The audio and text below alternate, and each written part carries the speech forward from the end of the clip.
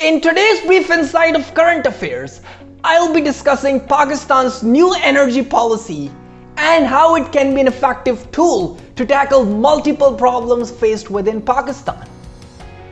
So last year in August, the government introduced a very passionate alternative renewable energy policy. And as per the policy, the government aims to shift Pakistan's power generation from non-renewable to renewable source at least by 20% by 2025 and then later on to 30% by 2030. On the face of it, it seems very passionate because so far more than 60% of our reliance is on non-renewable energy sources like hydrocarbons, and shifting it to non-renewable energy resources is definitely a step in the right direction, but we'll be analyzing that how it can benefit Pakistan and how it can solve multiple problems faced within Pakistan. As per the new policy, the investors in the non-renewable energy power sector will be getting certain tax reliefs and tax exemptions if they want to invest in this specific field.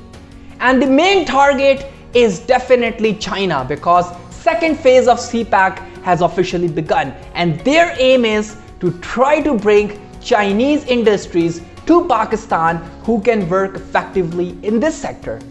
And giving them a tax relief is definitely a step in the right direction because giving a temporarily tax relief is much better compared to the benefits what we'll be getting if this dream of 30% is turned into a reality.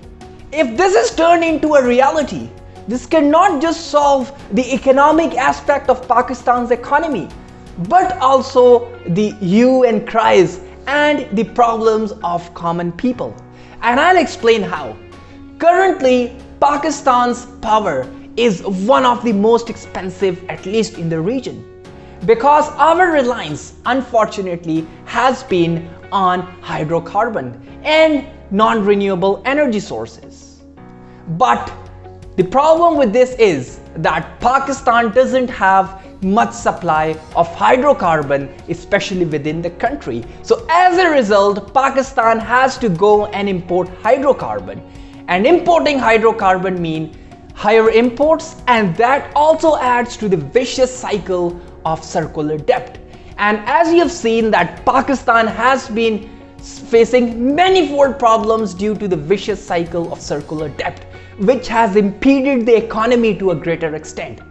But on the other hand, if we shift towards renewable energy, what this will do? This will ensure that Pakistan's not importing hydrocarbon and the imports of hydrocarbon would significantly lower down, which automatically means that Pakistan's economy would get better as circular debt would reduce. Furthermore, Pakistan government has been giving subsidies, especially to some industries, so that they are not shifting the burden towards the consumer. But as a result, ultimately, the burden was coming on the consumer and the consumer was getting a higher product because the electricity cost is much higher. The disadvantage of this is that it leads toward inflation as well as Pakistan's exports would significantly get lowered because the more the price is, the more your product loses value. And if you compare a similar product in India or Bangladesh, it will be much cheaper because the electricity cost there is much cheaper than Pakistan. And as you know, world is all about competition. So Pakistan goods lose its competition in the global market. But on the other hand, if Pakistan's reliance is shifted from non-renewable to renewable sources, which means that the electricity cost would be lower, as a result, the manufacturing cost of the goods will be lower. And as a result, Pakistan's good will be gaining its global competitiveness, especially because of its lower price. And this can ensure Pakistan imports to grow significantly as well. Furthermore, it is important to note that Pakistan is the fifth most hot-stricken country in terms of global warming and climate change.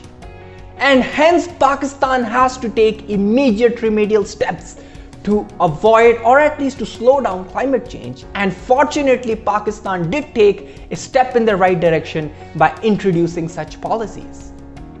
Because if Pakistan is relying on energy source that is mainly made by burning of fuels or burning of power generators, that will create more carbon emissions, and more carbon emission means that average temperature of the earth will rise. But considering the renewable energy, carbon emissions will almost be zero, and hence Pakistan will be joining other countries of the world to tackle climate change. On the face of it, the government is definitely taking the right steps. However, on the other hand, it raises a pertinent question. Because in the past, we have seen that the governments have inclined towards introducing renewable energy sources.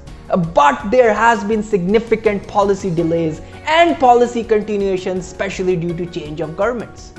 This is a pertinent question which needs to be addressed. Although government took the right step, but further governments need to ensure that this step is carried forward, because it's not about any political mileage, but it's about saving the humanity together. But it seems like Pakistan is involving China, especially due to the second phase of CPEC. And Pakistan has been taking some remedial and concrete steps by introducing wind power plants in Iran-Balochistan border, as well as in the coastal belt of Pakistan, which is near Karachi. And these steps are very much welcomed on international scale, even from World Bank, because this is the first time Pakistan has been taken some remedial steps to tackle this.